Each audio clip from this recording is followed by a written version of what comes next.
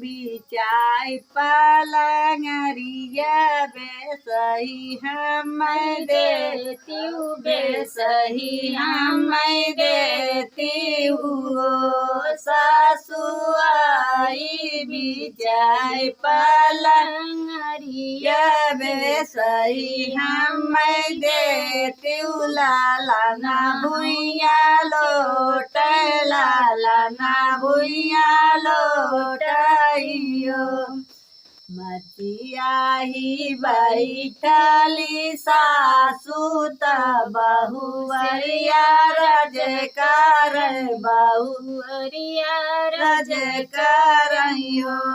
सासु आई बिचाय पलंगरिया बेसही हम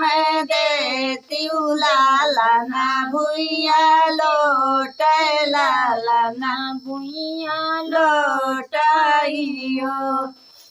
ऐसे गरा भौती बाहुआ गारा बाजिनी बोलो गारा बाजिनी बोले बहुअरी नैहरे से पलंगा मांगा लाला ना बोला रो लाला बोला रहू बहुअरी नैहरे से पलंगा बोला तो लाला ना बोला तो लाला ना बोला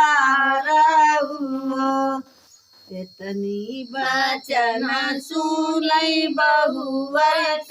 मनवा दुखित भये मनमा दुखित भये हो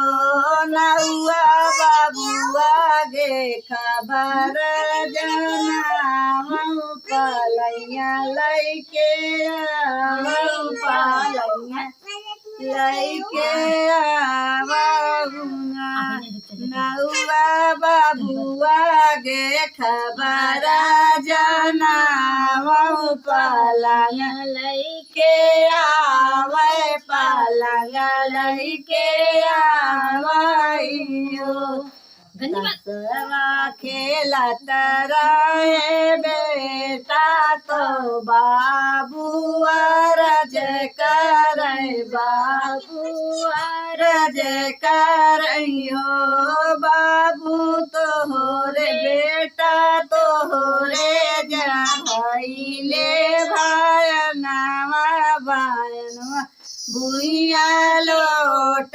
भायनवा भुइया लोटाइया बेटा तोहरे जा भाईले भायनवा भायनवा भुइया लोट भायनवा भुइया लोटाइयो चन सुनई बेटा तो बढ़ई बोलावाई बढ़ई बोलावाई हो बढ़ई काटौना चंदने का पेड़वा ता पलंगा साला बहुत पलंगा साला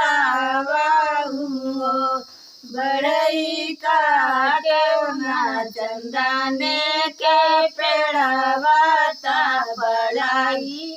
पलंगा सलावत पलंगा सलावइयो आगे आगे आवगी उगागरी पियरी गाबरित पियरी गाबरियो भैया लीले घोड़े आए आसवरवत बड़ ई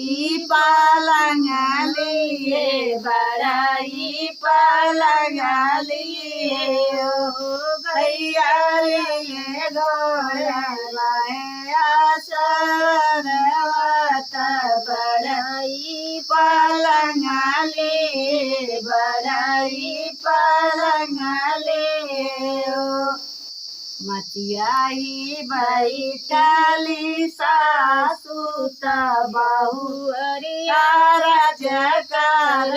बहु अरिया राजकारइयो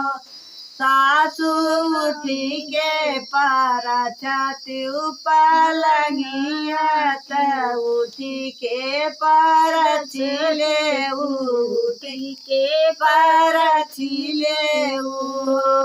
सासू उठी के तो